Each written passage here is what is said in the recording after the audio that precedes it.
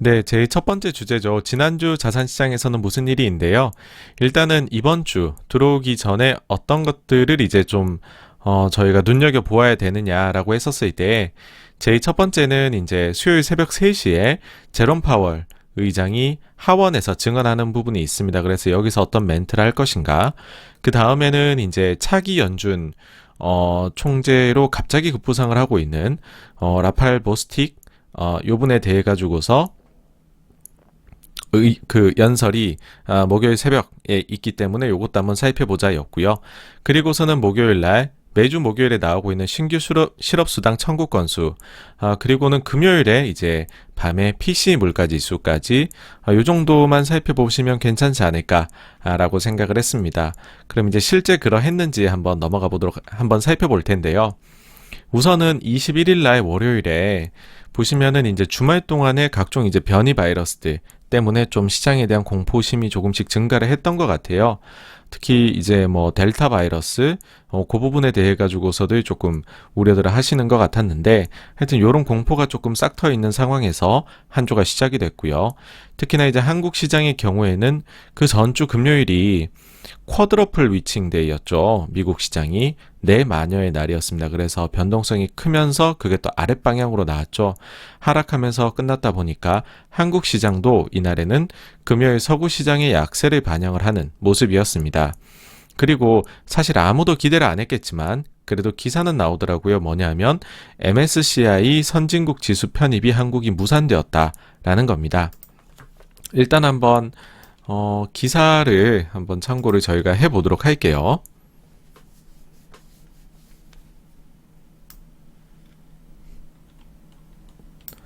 여기 이제 기사를 보시면은요.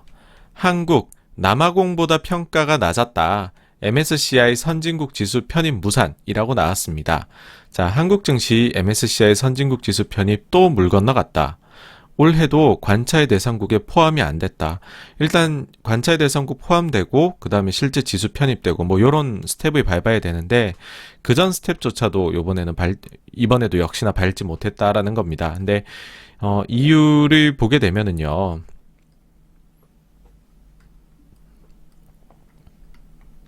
편입 불가 근거는 역의 원화 현물 시장의 부재, 영문 자료의 부족, 외국인 투자자 등록 의무 등으로 기존과 크게 달라지지 않았다. 여기에 올해는 공매도 규제 내용이 추가됐다라고 합니다. 근데 어쨌든 첫 번째 이유는 이겁니다. 역의 원화 현물 시장의 부재입니다. 그러니까 사실은 이런 말씀을 드리고 싶습니다. 주기적으로 그 MSCI나 이런 데에서 뭐 지수 발표를 할 때 우리나라 언론에서 이번에는 선진국 지수에 편입되는 것 아니야? 라는 식으로 기사가 나올 거예요. 근데 외환 시장의 추가 개방 없이는 절대로 선진국 지수에 편입이 안 될 겁니다. 그래서 이런 기사들은 조금 그냥 그냥 저렇게도 생각할 수 있구나. 이렇게 그냥 편하게 짚혀 넘기시면 되고요. 만약에 우리나라가 외환 시장을 추가적으로 개방을 한다라고 하게 되면 그러면은 사실은 선진국 지수에 우리나라가 편입될 수 있는 요건은 사실상 다 갖추고 있다라고 그렇게 보셔도 될 것 같아요.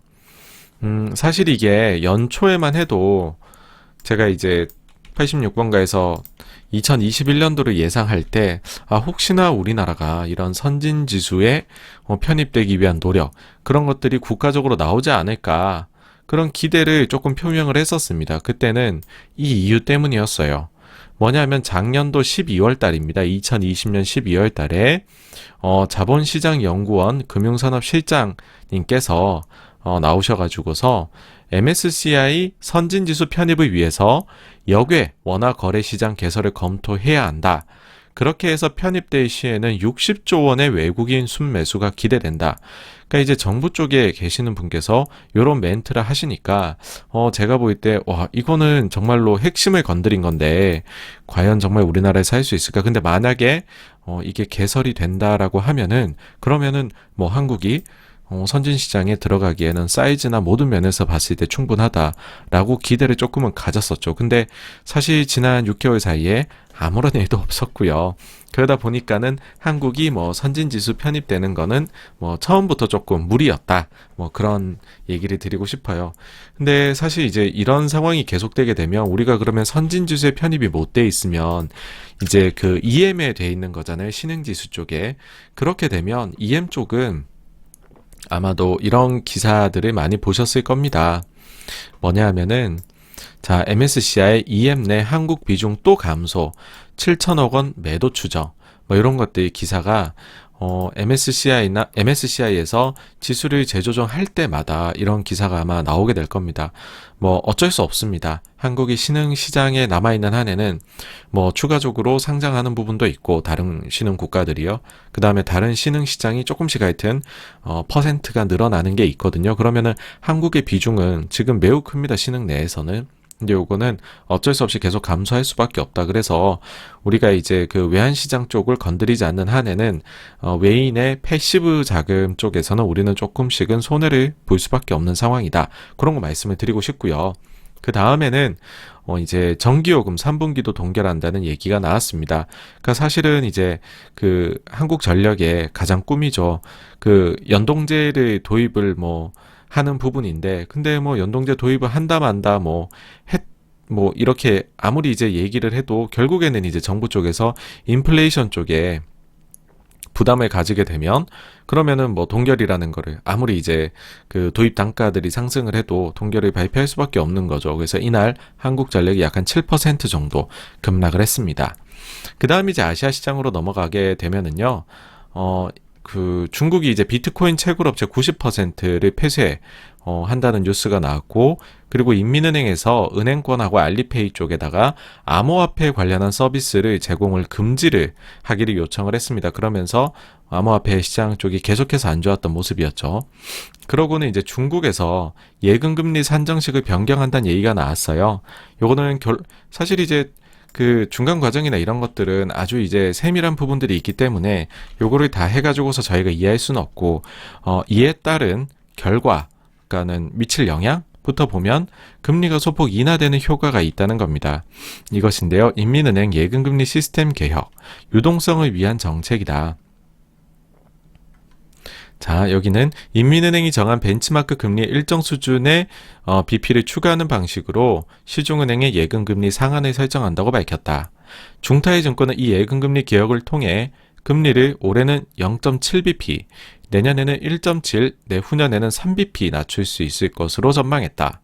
외신에 따르면 일반 시중은행은 벤치마크 금리에 최대 20bp를 추가할 수 있고, 규모가 작은 은행이나 외국계 은행은 최대 75bp까지 추가할 수 있을 것으로 조사됐다. 라는 겁니다. 이런 식으로 해서 자금 조달 비용이 줄어들게 되면 은행들도 실물 경제를 지원할 여지가 더 생길 수 있을 것 같다. 그러니까 일종의 좀 완화책, 지원책이라고 볼 수가 있습니다. 이번 주에 중국이요, 생각보다 금융시장에 약간씩 뭐랄까요, 막 큰 펀치는 아닌데 잔펀치로 우리 조금 완화적으로 나갈 거야 라는 걸 보여줍니다. 그 중에 하나라고 보시면 될 것 같아요.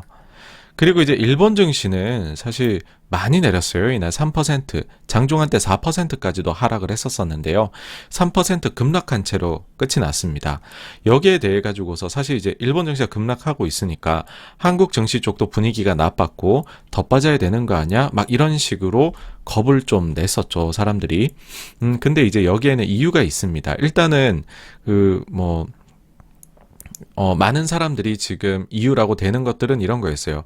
사실 이유를 찾긴 해야 되는데 막 큰 이유를 못 찾겠는 이제 그런 부분이 있었는데, 그나마 찾았던 이유가 당시에 이제 일본이 좀 경기 민감주, 시클리컬 비중이 높아서 경기 회복의 기대가 좀 있었는데 그 부분이 요즘에 좀 무뎌지면서 특히나 일본이 더 많이 빠지는 거 아니냐.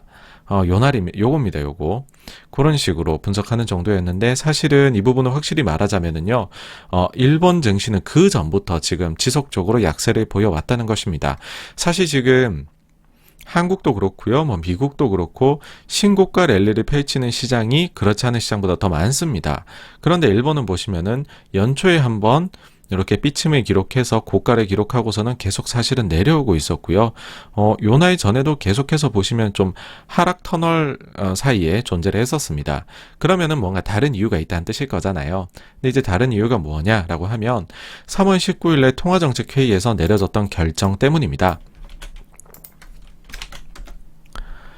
네, 박지영 님도 안녕하세요. 제시키 님도 안녕하세요. 반갑습니다.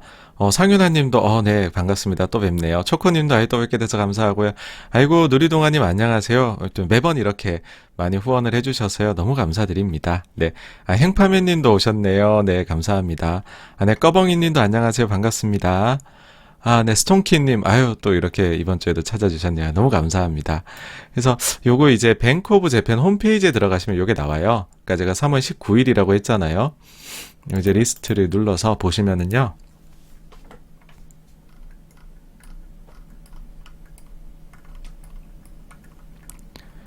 사실 이제 요런 것들이 그냥 바로 캡처해서 보여드려도 되지만은 제가 결론이나 의견을 이렇게 주로 말씀드리기보다도 여러분들께서 또 보시면서 찾으시는 재미를 느끼셨으면 하는 그런, 저희가 소위 조금 스터디하는 그런 느낌이 있잖아요. 그래서 이제 이렇게 바로 그 소스 되는 것들을 항상 가져오려고 노력하고 있는 거고요. 예, 3월 19일 날 보시면은 요거였었어요.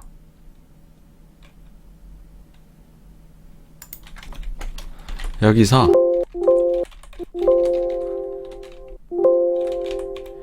이제 ETF로 이렇게 보시면은 이제 그 일본의 그 BOJ가 ETF 계속 매입을 하고 있죠. 그러니까는 여기서도 계속 이제 ETF 매입한다인데 이게 쭉쭉쭉 내려보면 요나에 좀 특이사항이 하나 있습니다. 그 특이사항이 뭐냐면 요거네요. 나왔습니다. 자, ETF 매입에 있어가지고서 BOJ는 이제 온리가 나왔어요. 온리. 그럼 뭔가 요것만 하네. 이제 뭔가 달라졌다는 거죠. 여기 보시면은 ETF인데 뭘 추정하는 ETF만 살 것이냐라고 하면 토픽스. 일본에 보시면 니케이 지수가 있고 토픽스 지수가 있잖아요. 두 가지 나뉘는데 사실 토픽스는 주목을 못 받습니다. 니케이가 대표 지수이고요. 그런데 지금 그전에는 니케이 중심으로 ETF를 사오다가 갑자기 3월 19일 날 회의에서 결론 나온 부분이 토픽스를 추정하는 것만 사겠다라고 얘기를 했습니다. 그러니까 이게 어떤 식으로 받아들여지냐면 ETF를 안 산다는 뜻이구나로 받아들여졌습니다. 그래서 보시면은 여기 이제 3월 달에 요 회의가 있은 이후부터는 계속해서 다른 나라 증시들은 이러다가도 올라갔는데 일본 증시는 계속 내려오고 있습니다. 왜냐하면 사실 일본 증시에서 일본 중앙은행이 ETF로 사주고 있던 게 굉장히 많았었거든요. 근데 그 부분이 하나의 어떻게 보면 매수 세력이 사라져 버리니까 계속해가지고 사실 약세장을 글로벌하고는 차별화되게 보여왔던 거죠. 근데 역시납니다. 이게 이날에 이제 자기 혼자 4%씩이나 주가가 빠지고 있으니까 갑자기 이런 게 나옵니다.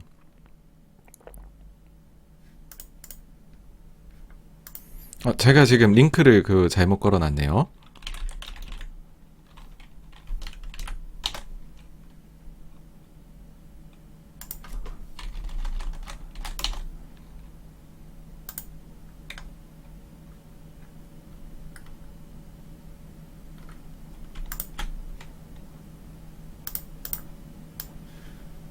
네, 뭐냐면 요건데요. 네.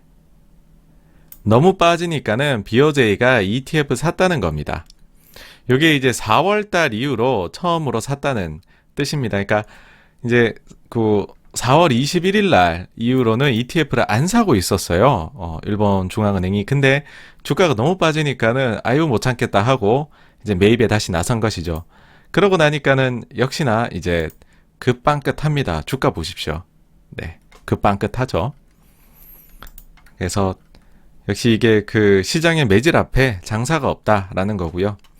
그러고는 이제 이란 쪽에서 선거가 있었죠. 주말 동안에. 그때 이제 선거에서 좀 강경파가 되었고, 그러고 나니까 그 이후에 이제 지금 핵 합의 쪽으로 분위기가 좋았었잖아요. 서구권하고. 근데 이게 중단됐다라는 소식이 나오면서 유가가 급등을 했습니다. 그러고 서구 증시에 넘어가게 되면 델타 항공에서 조종사를 1000명을 모집한다 라는 얘기가 나옵니다. 그래서 이걸 보면서 이제 일자리 증가에 조금 가속도가 붙게 되는 것일까? 뭐라는 생각이 좀 들기도 했고요. 여기 보시면은 이제 델타 항공 내년 여름까지 조종사 1천여 명 신규 채용을 하겠다. 근데 여기 보면은 이제 원래 이제 6월부터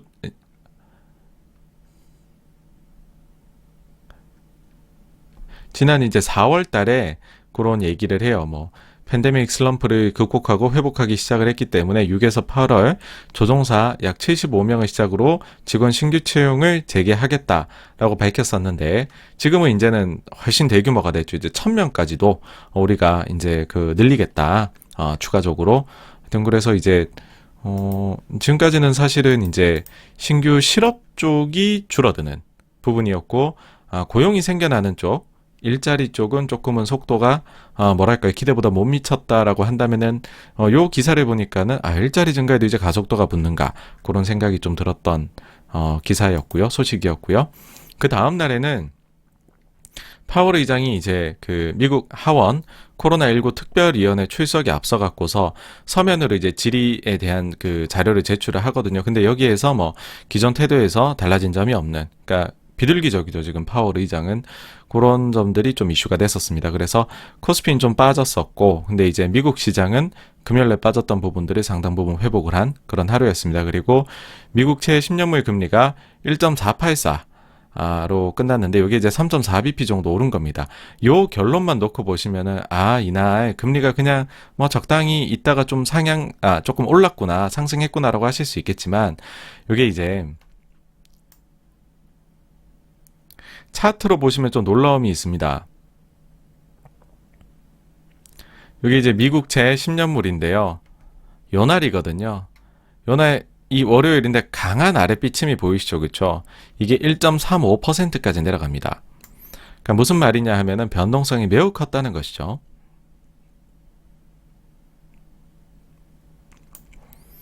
그러니까는 요날 서구 시장에서 종료된 거는 1.484였는데 아시아 시장에서는 1.35까지도 떨어졌었다라는 거고, 여기에 대해 가지고서 나왔던 얘기는 니케이 225하고 그 다음에 미국채 선물 쪽 합성 포지션이 있었는데 이 부분에서 좀 로스컷이 나왔던 거 아니냐.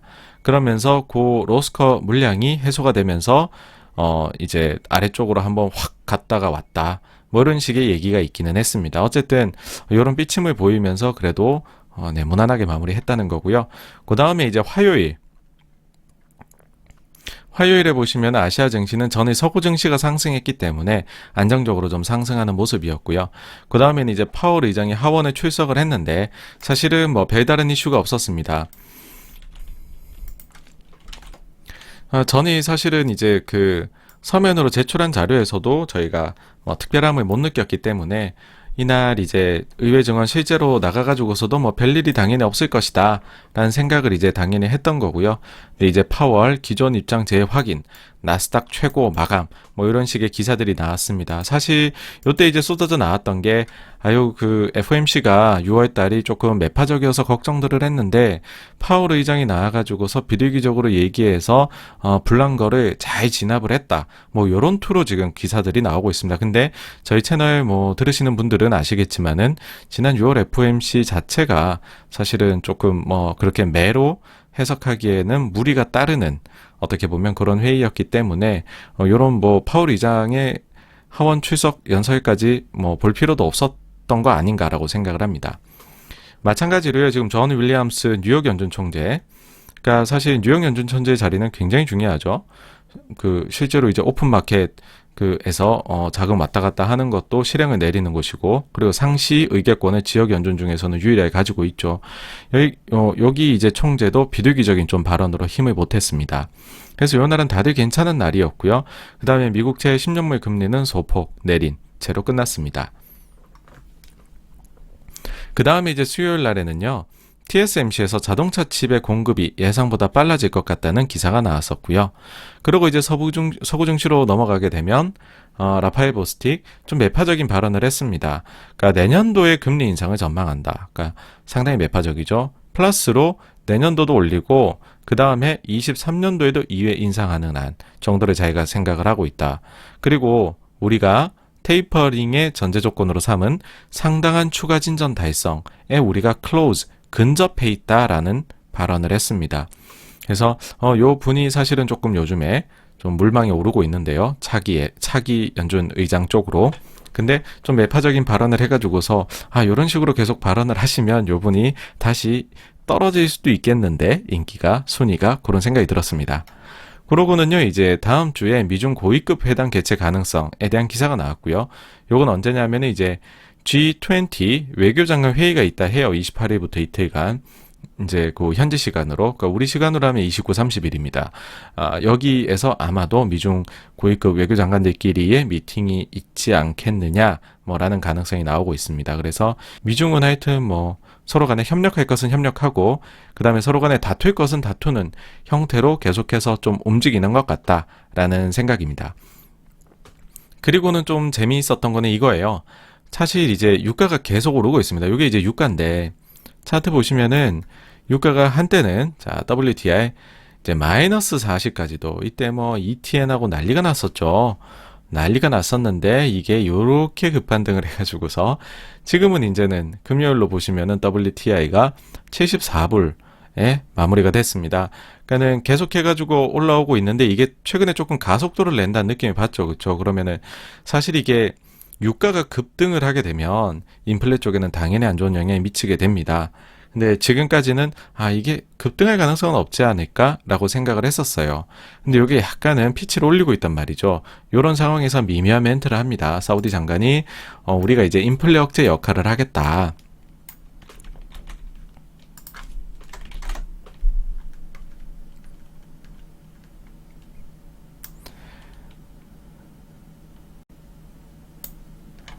네, 여기 보시면 사우디 장관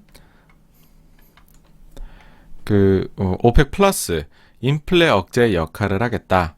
그러니까 이게 이제 특히나 이제 오펙 플러스 산유량 결정 회의를 앞두고 나온 발언이어서 좀 눈길을 끌었는데요. 이제 요 컨퍼런스에서 시장에 대한 통제력을 잃지 않도록 해야 한다라고 얘기를 일단 하면서 산유량 결정은 7월 1일 전후로 이제 열 계획인데 뭐 요런 하여튼 식의 발언을 했습니다. 여기에 추가로 더 보면은요. 이제 장관이 최근 유가 상승이 정말로 수급 때문인지 아니면 과도한 낙관에 의한 기대 심리 때문인지 불명확한 만큼 신중할 필요가 있다. 코로나19의 재확산이나 산유국 이란에 대한 제재 해제 등을 들여다봐야 할 변수로 제시를 했다 합니다. 그래서 지금 유가는 보시면은요. 코로나19가 있기 전보다도 더 유가가 지금 올라 있는 상태이고요.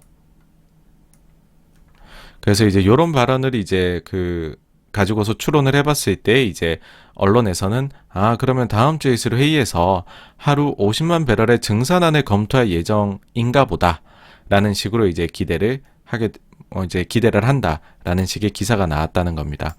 그러니까 어쨌든 지금 이제 조금 얄밉죠. 유가 올라가고 있는데 사실 사우디가 제일 행복할 거면서 본인들 입장에서는 뭐 이게 70불이 아니라 100불 이렇게까지 쭉쭉 넘어갔으면 좋을 거다라는 거를 우리 모두가 속마음을 알고 있는데 굉장히 이제 우리같이 에너지를 많이 수입을 해서 써야 되는 의존도가 높은 나라한테는 조금 약오를 수도 있는 발언인데 본인들이 억제 역할을 하겠다라는 식으로 얘기를 합니다. 뭐 하여튼 근데 유가는 계속 올라가고 있습니다. 이게 이제 코로나 전이잖아요. 이때보다도 더 올라가 있다는 거 참고해 주시면 좋을 것 같고요. 그래서 요 날도 뭐 특별한 일 없이 끝이 난 날입니다. 그 다음에 이제 목요일 날 보시면은 아시아 증시에서요. 오랜만에 단기자금 시장에 자금을 중국인민은행이 공급을 했습니다. 아까 전에 제가 이제 예금금리 산정 방식 변경하는 거 가지고서 조금 저게 완화적인 부분이다라고 얘기 드렸잖아요.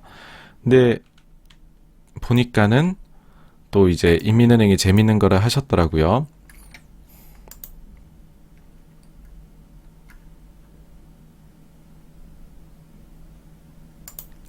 여기 이제 홈페이지에 들어와서 오픈마켓 오퍼레이션스를 보시면 되거든요.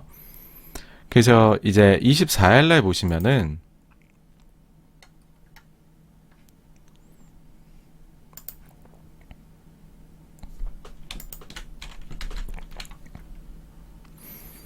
자, 7일짜리 참고로 예전에도 한번 말씀드렸는데 딴 데의 레포를 똑같은 반대로 얘기해요. 중국은 리버스 레포라고 얘기를 합니다. 예. 그러니까 요게 작은 공급이에요, 여러분. 네. 자, 그 7일 만기짜리를 30빌리언을 이제 그 제공을 하는 거죠. 그러면 이제 7일 전에는 어떠했냐? 요게 이제 차환되는 것도 있는 거잖아요. 그럼 17일 거를 보시면 되는데 17일에 보시면은 요때 당시에는 그 10빌리언을 했단 말이죠.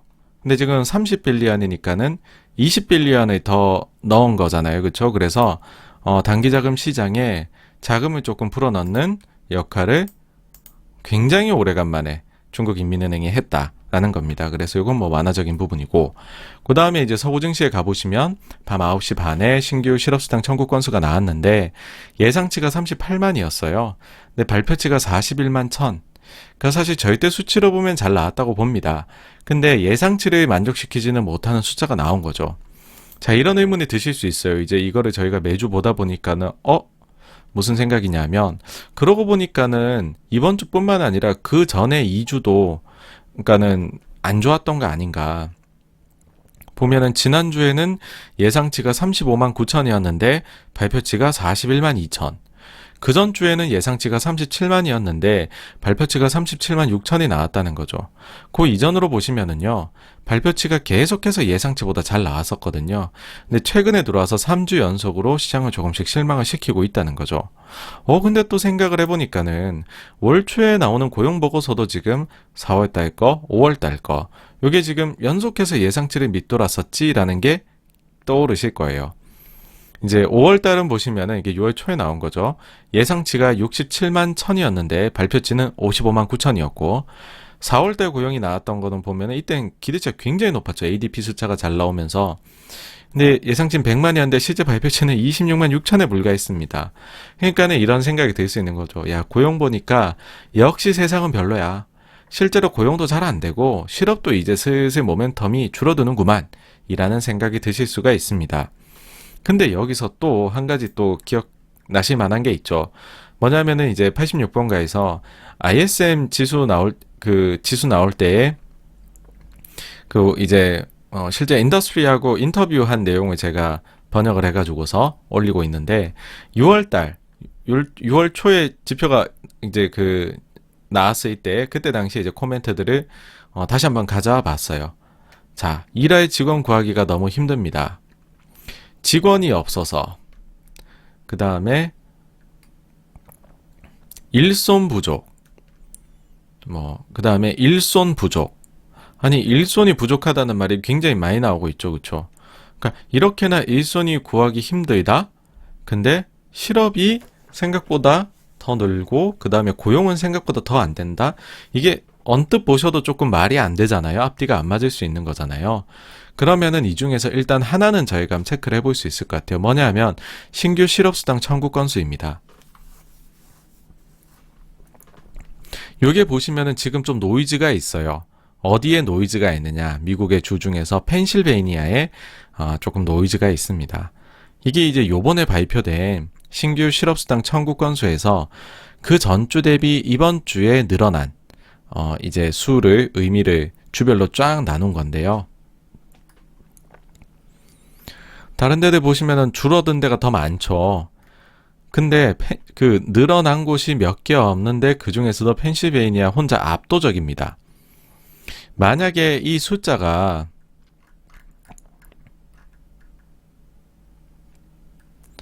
저게 지금 14,000건 정도거든요. 그러면 요거를 제외를 하고 보면은 39만 건 정도 39만 7천 정도가 되겠죠. 그쵸? 그러면은 거의 예상치하고 비슷하게 나오는 숫자가 될 겁니다. 그죠? 그러니까 한마디로 요거 자체가 펜실베이니아주 하나가 굉장히 튀는 숫자를 지금 기록하고 있다는 거.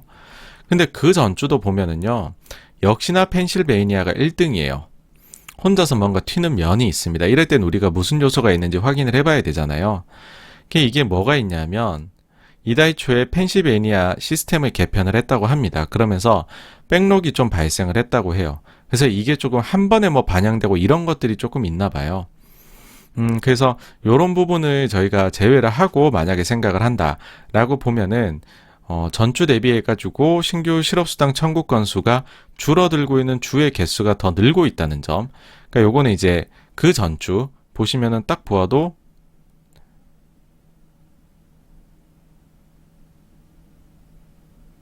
약 20개 주 정도가 증가, 30개 주 정도 감소거든요.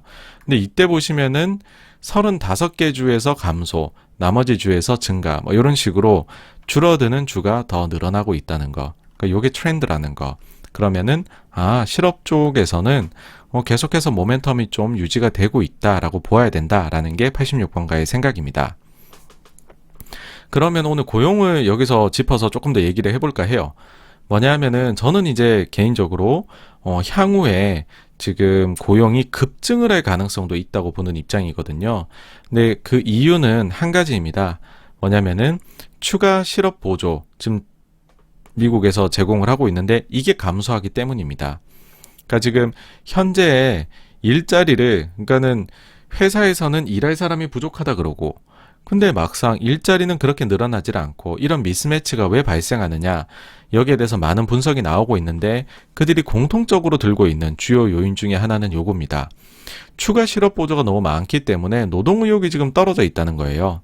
이게 무슨 말이냐면 기본적으로 주별로 다르기는 하지만은 평균적으로 보았을 때 매 주당 $320 정도의 실업보험이 지급이 되고 있습니다. 원래 코로나 전 기준으로도요. 근데 이제 코로나가 왔으니까는 너무 전대미문의 위기다. 그러니까 우리가 추가로 좀 더 주자라고 해서 주당 $300를 지금 추가로 지급을 하고 있습니다. 어떻게 보면 기존 대비해서 실업을 하게 되면 수당을 2배 정도 받고 있게 되는 거죠. 그렇다 보니까는 실업보조가 잘 지급되고 있는 한에는 굳이 힘들게 일을 해서 돈을 벌어야 되느냐, 그러니까 일자리를 구하고자 하는 의욕이 떨어질 수 있다는 겁니다. 근데 이 같은 화끈한 보조 정책은 결국에는 종료된다는 것을 우리 모두가 알고 있죠, 그렇죠? 원래는요, 바이든 대통령의 아메리칸 레스큐 플랜이 오는 9월 6일까지로 이제 계획이 되어 있었습니다. 그래서 이 시기가 되어 추가 지급이 결정되지 않는다면 이제 이들은 다시 일자리를 구하려고 많이 노력을 할 것이다 였는데, 그런데 공화당이 다수인 주들을 중심으로 해서 지금 조기 종료가 결정이 되고 있어요. 24일까지 제가 보았을 때 기사 보니까 26개의 주가 조기 종료를 결정을 했고, 시기는 이게 지금 6월 12일부터 7월 중순까지로 다양하게 종료되는 시점들이 결정이 되었습니다. 그래서 이처럼 조기 종료가 나타나게 된다면 제가 생각할 때에는 일자리로 복귀하는 흐름이 가속도를 낼 수도 있을 것이다 라는 생각이 듭니다. 특히나 지금 보시면 이제 절반 넘는 주가 조기 종료를 결정하는 것이고, 그리고 요 주 숫자가 계속해서 조금씩 증가를 여러분 하고 있습니다. 그리고 또 한 가지 저희가 생각을 해 보아야 되는 게, 가령 예를 들어서 일자리라는 게 모두가 갑자기 어느 날 하루 만에 구하려고 하면 힘들잖아요. 사실 지금 코로나 때문에 구조적으로 기업에서 재택근무를 해보니까는 우리 회사가 100명을 다 고용 안 하고 90명만 고용해도 잘 돌아갈 것 같은데? 라는 식으로 또 뭐랄까요, 일자리를 줄일 만한 비용을 감소시킬 만한 요인들을 발견했을 수도 있죠. 그래서 모두가 만약에 9월 6일에 딱 종료되는 그 시점에 일자리를 구하려고 한다? 그러면은 이게 내가 오히려 경쟁해야 되고 힘들 수 있잖아요. 그러면 사람들 생각에 난 그러면은 남들보다 열흘 일찍부터 구해야지, 나는 한 달 일찍부터 구해야지, 이건 마치 여의도에서 점심시간이 앞당겨지는 것과 저는 같다고 봐요. 여의도 제가 처음에 왔을 때 점심시간은 12시라고 얘기를 했습니다. 근데 맛집에 가려니까 12시에 나오면 안 돼요. 11시 50분, 11시 40분, 11시 30분 되다가 지금은 맛집 가려면은 11시 10분에는 나와야 되는, 거기서 좀 더 먼 데까지 가려면, 차 타고 가는 데 가려면은 11시 전에 나가야 돼요. 거의 아침 겸 점심이 되어가고 있는 상황인데, 그것과 마찬가지로 일자리를 다시 이제 경제 재개방되면서 구하려는 분들이 점점 더 빠르게 가속도를 내서 구하려고 하지 않을까라는 것이 하여튼 저의 생각입니다. 그래서 일자리가 생각보다 빠른 속도로 늘 수 있다는 거고, 이런 점들은 앞으로 고용보고서 같은 게 나올 때 주별 데이터에서 만약에 그 조기 종료를 결정한 주에서 일자리 증가가 빠르게 나오기 시작을 한다라고 하면은 가속도를 가속도가 붙는 게 확실하다. 이렇게 저는 뭐 결론을 내려도 괜찮다라고 보고 있습니다. 그리고 여기에다가 이번 주에 나왔던 뉴스 중에 특히나 델타 항공도 1000명을 더 뽑는다라고 하니까 이게 기업들도 조금은 더 확신을 가지게 되었구나. 경기에 대해서. 그러면 일자리가 생각보다 더 괜찮을 수 있다. 그렇게 저는 생각이 들었습니다. 그러면 이제 드실 수 있는 생각이 이게 고용이 늘면은 증시에 과연 좋은 걸까라는 생각이 드실 수 있어요. 결론부터 말씀드리면 저는 당연히 호재라고 생각을 해요. 근데 우려하시는 부분은 이런 거죠. 이런 논리죠. 뭐냐면 너무 고용이 좋게 되면 지금 연준이 긴축을 하는, 그러니까 그 통화정책 결정할 때 두 가지 큰 축이, 하나는 고용, 하나는 물가인데 고용 쪽이 너무 좋으면 그럼 긴축을 앞당기는 거 아니야? 라는 식의 우려, 이런 것들이 가지신다는 거죠. 근데 연준은 단순히 고용뿐만이 아니라 물가도 봐야 되고, 사실 복합적인 자산 가격도, 환율도 말은 안 하지만요, 다양한 요소들을 복합적으로 본다고 볼 수 있습니다. 특히나 고용 쪽은 인플레가 좀 과도하게 오더라도 우리가 고용 회복을 한번 열심히 시켜보자라는 입장이기 때문에 고용이 어느 정도 늘어나는 것 혹은 가속도를 내서 좋아지는 거가 증시에 부담이 될 요소, 통화 정책의 종료를, 그러니까 완화적 정책의 빠른 종료를 그런 식으로 이끌어내 요소는 저는 아니다라고 봅니다. 그래서 너무 이제 하나 요소에 과도하게 집착할 필요는 없다는 게 생각이고요. 오히려 증시에 호재가 될 수 있다라고 생각하는 부분이 이거예요. 뭐냐 하면 저희가 일손 부족으로 인해 가지고서 산업 내 병목 현상을 겪고 있는 게 지금 많습니다. 많은데 이 부분들이 해소가 될 거잖아요. 일손이 다시 돌아가게 되면. 그러면 이러한 병목 현상들이 만들어내었던 일시적인 인플레이션들, 수많은 그런 부분들이 상당 부분 해결이 될 수도 있을 것 같다는 생각이 든다는 거죠. 만약에 지금 이런 부분이 해소가 된다라고 하면은 사실 지금 시장이 가장 걱정하고 있는 부분은 높은 인플레이션이 구조적으로 올 것인가에 대한 부분이잖아요. 근데 병목 현상에서 일어난 인플레를 고용이 증가하면서 해소를 시켜준다? 그럼 저는 무조건 긍정적인 부분이다라고 생각을 합니다. 다만 이런 식의 일이 일어날 때 색깔 변화가 있을 거라는 거죠. 뭐냐면 병목 현상에 따른 수혜주들이 분명히 있습니다. 지금까지 가격을 많이 올릴 수 있었죠. 이런 수혜주들은. 근데 이런 수혜주들은 결국은 고용이 다시금 많이 늘게 되면 수혜 정도가 사라지게 될 것이고, 반대로 이것으로 인해서 피해를 입었던 주식들은 좋아지겠죠. 그래서 자리 바꿈을 꽤나 빠르게 할 수도 있다라는 생각이 듭니다. 그러고 이날 사실 하이라이트는 이거죠. 바이든 대통령이 이제 인프라 예산안에 지금 이제 완전히 사인을 했다는 게 아니고 초당파적 의원들하고 지금 여기에 대해 가지고서 일종의 합의에 도달했다라는 겁니다. 그 금액 자체는 5년 기준으로 보았을 때는 1조 달러가 조금 안 됩니다.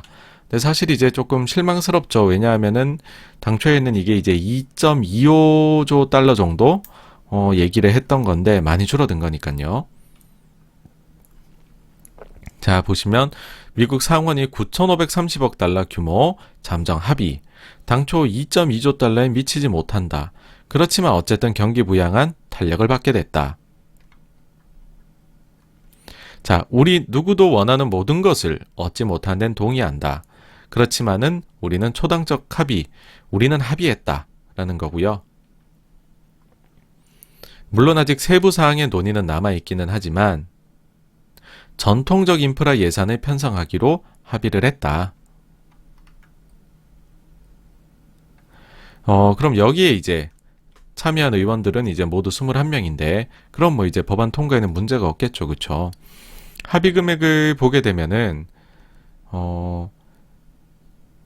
사실 이제 도로, 교량, 전력 관련 인프라, 여객, 화물철도, 그러니까 전기차 인프라 이런 게 사실은 바이든 정부에 저희들이 기대했었던 재정 정책이잖아요. 근데 요런 부분들은 다 합산을 해봤을 때 1,000억 달러가 좀 안 되더라고요. 그래서 바이든 정부가 밀어붙이는 그린 아니면 차세대 이런 쪽은 조금 비중이 많이 낮다는 거. 그래서 그쪽을 만약에 기대를 재정 정책 쪽에서 하셨다면 요번에 역시나 조금은 실망스러우실 수밖에 없을 것 같다라는 생각입니다. 그리고 하여튼 여기서 이제 사실 이제 세율을 인상한다거나 이런 식으로 뭐랄까요, 이제 어떻게 재정을 마련할 것이냐, 대규모 재정 부양책을 쓰는데 라는 것들이 원래는 숙제로 남았었는데 요 정도로 금액을 줄이게 되니까는 사실은 추가적으로 적자 재정을 펼칠 필요도 없어지는 수준 정도의 합의안이 지금은 나오고 있다. 그래서 요 정도라면은 이거는 뭐랄까요, 그 금리 쪽도 별로 자극하지 않는 요소이다. 이렇게 보입니다. 그리고 요 날에 또 이제 제임스 블라드, 요 분이 요즘 많이 나오고 있죠. 최근 아주 매로서 비둘기 매로 나누잖아요. 그 중에서도 긴축종 매로서 광범위하게 활동을 하는데요. 또다시 인플레 경고를 했습니다. 이날 이제 다른 전현직 인사들은 비둘기스럽게 많이들 발언을 하셨거든요. 그거하고 되게 대조가 됐는데요. 근데 이제 요거를 보면서 최근에 연준 쪽을 보신 분들 입장에서는 이런 의견 내시더라고요. 뭐냐면 제임스 블라드가 굉장한 비둘기였는데 최근에 매파로 바꿨다. 그러니까 이거 되게 주목을 해야 된다. 왜 엄청난 비둘기가 엄청난 매로 바뀌었겠느냐. 이거는 연준 내 시각의 변화를 의미한다. 라고들 얘기를 하시는 분들이 있는데 개인적으로 이건 정말 아니다라고 생각을 합니다. 거기에는 여러분 다 이유가 있습니다.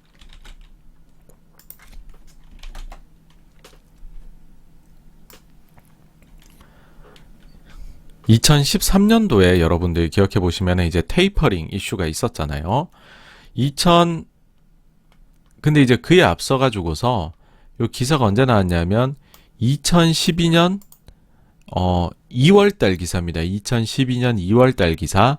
미국 연준 내년부터 금리 인상해야. 페드 제임스 블라드 이분이 2008년에 임명이 되셔갖고 지금까지 하고 있거든요.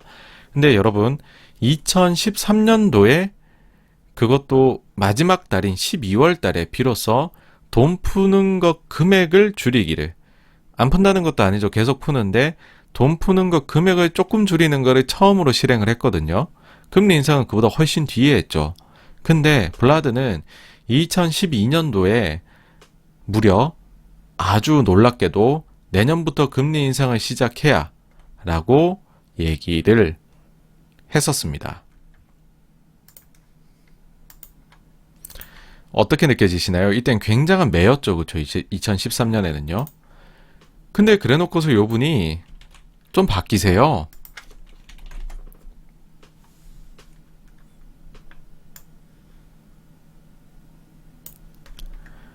여기 이제 로이터에서 이제 표로 나타낸 거, 그림으로 나타낸 건데 가장 이제 그 비둘기적인 인사로 2019년도에는 사실 카시카리가 제가 볼 때는 지금 연준에 있는 분들 중에서 가장 비둘기 오브 비둘기입니다.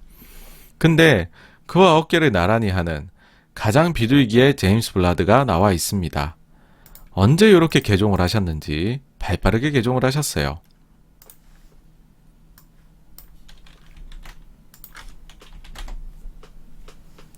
근데 또 이제 자료가 준비된 게 있습니다. 이 자료를 한번 보시면은요.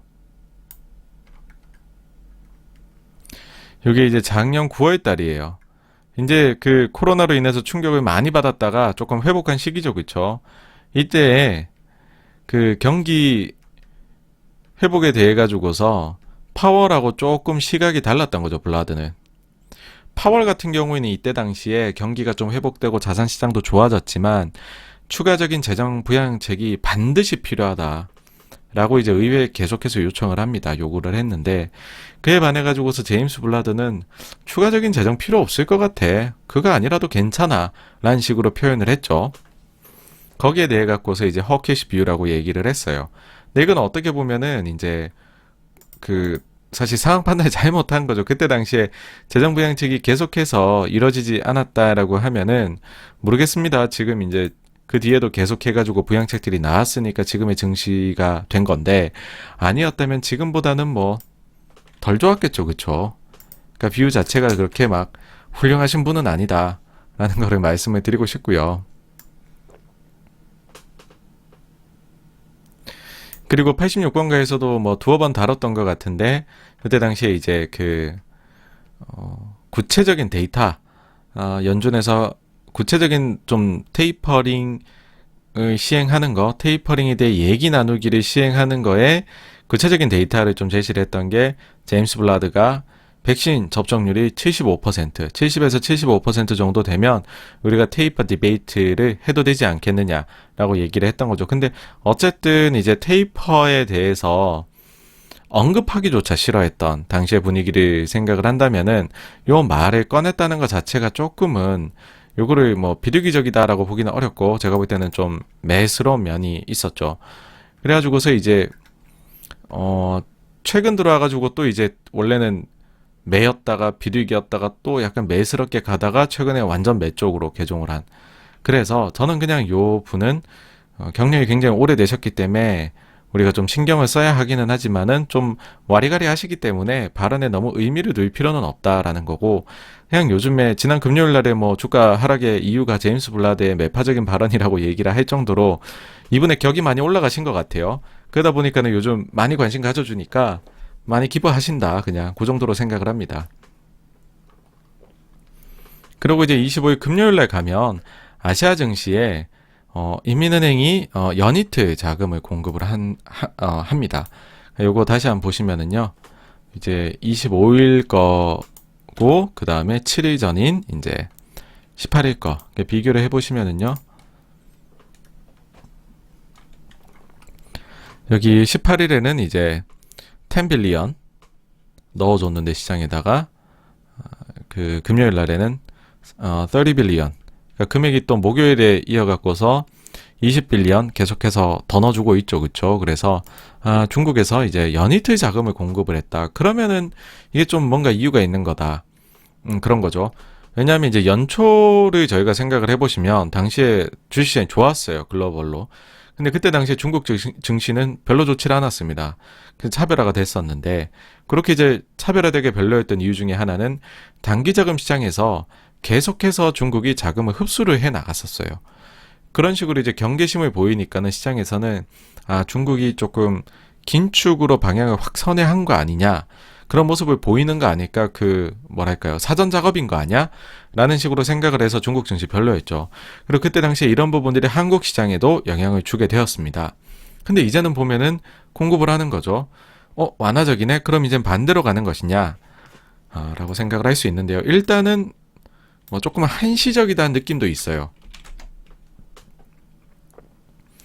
왜냐하면 요즘에 이렇게 좀 중국이 자산 시장을 조금 풀어준다는 느낌을 주는 게 이거지 않느냐라는 생각이 든다는 거죠. 중국의 모든 시계는 7월 1일을 향해 간다. 이 7월 1일이 뭐길래? 중국에서 말하는 두 개의 100년 중 첫 번째인 공산당 창당 100주년 기념일이라는 겁니다. 그러니까는 공산당 이제 100주년이니까 그때 전후로 해가지고서 금융시장이 좀 좋은 모습을 보여줘야 공산당이 잘하고 있다. 뭐 이런 것들을 또 조금 어필할 수도 있는 거잖아요. 그래서 이 부분이 지금 조금씩 완화적으로 지금 중국에서 해주고 있는데, 금융시장에 이게 과연 구조적인 부분인지는 그럼 이제 일단 기념식 때까지는 계속 요렇게 해줄 것 같아요, 제 느낌상. 근데 기념식 이후에도 요렇게 해줄지에 대해서는 지나봐야 알 것 같다라는 겁니다. 그리고는 이제 밤에 PC 물가지수 나왔는데요. 뭐 예상치 발표치가 거의 뭐 흡사하게 나왔습니다. 그 전만 해도 물가 쪽은 데이터들이 발표가 되면은 계속해서 이제 좀 놀라운 숫자들이 나왔었잖아요. 근데 이제는 시장이 기대하는가 하고 그 다음에 실제로 나오는 숫자가 얼추 이제 괴를 같이 하게 된다. 그러니까 놀라움을 주지 않는다라는 거고요. 뭐 일단 헤드라인 숫자만 봐선 높아요. 전년 동월 대비로는 3.9% 상승이니까 물가가 이만큼이나 뛰고 있다라고 할 수 있지만, 어쨌든 이제는 예상치 안으로 들어오고 있다는 거. 예, 그래서 시장이 놀라지를 않는다라는 거고요. 이날 증시는 뭐 아시아 쪽 괜찮았고, 미국 쪽에서는 금리가 좀 뛰면서 가치주 쪽 시클리컬 이런 쪽은 오르고 성장주 쪽은 보합이었던 그런 모습을 보였습니다. 네, 그래서 이제 미국제 10년물이 계속 볼 수밖에 없는데요. 이게 보시면 하향으로 51선을 물고서 확 내려가는 것처럼 보였다가 아이고 이게 또 1.35 갔다가 또 올라오고 있습니다. 네, 저는 뭐 역시나 그냥 박스권을 보고 있어요. 특별한 방향성은 없지 않으니까 뭐 그렇게 보고 있는 건데, 그 이유는 뭐 다시 한번 말씀을 드리자면은 위로 가는 힘이다 아래로 가는 힘이다 모두 지금 강한 상황이다. 그러니까 어떤 거냐면 위쪽으로 간다 혹은 아래쪽으로 간다, 이 논리들이 증명이 되려면, 바꾸어 말하면은 지금의 인플레이션이 일시적인 거냐 구조적인 거냐 이거가 증명이 되려면 데이터가 나와야 되고 데이터가 나오는 데에는 하반기까지 데이터를 보아야 되니까 시간이 걸린다는 겁니다. 즉 일시적이라고 본다. 이렇게 배팅을 하려고 하니 5, 6월에 발표된 데이터 수치가 너무 높았었기 때문에 이 부분이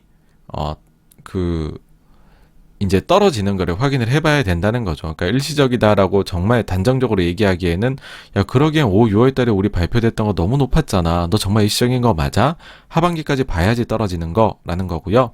그다음 구조적이다. 5, 6월 달 거 높았으니까 라고 하기에는 야 근데 연준이 말하기로는 일시적이라는데 진짜로 5, 6월만큼 숫자 계속 나오는지는 역시나 이것도 하반기 데이터 봐야 되는 거 아니야?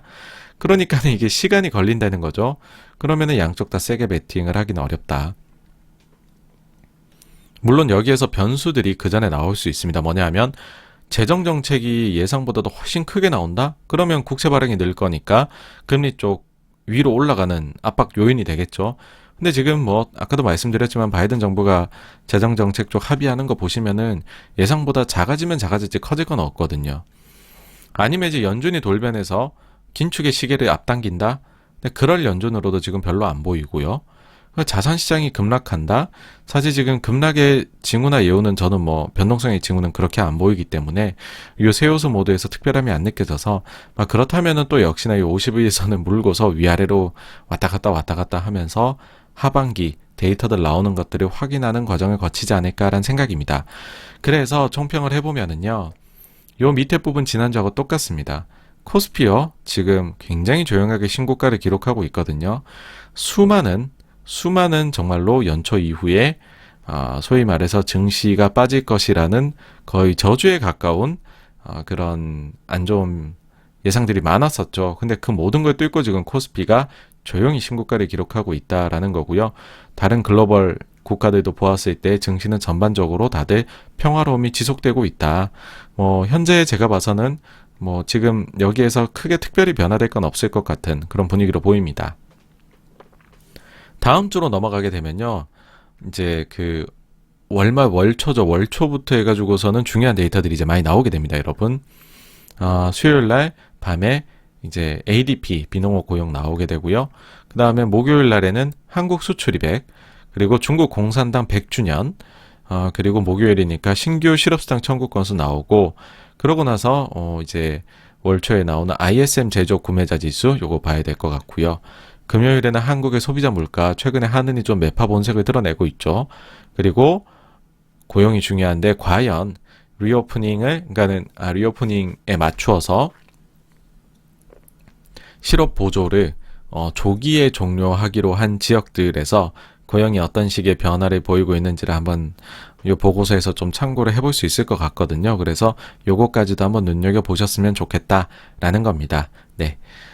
이상으로 해가지고요. 첫 번째 저희 꼭지인 지난주 자산시장에서는 무슨 일이 있었나를 마치고요. 다음 주제로 넘어가도록 하겠습니다.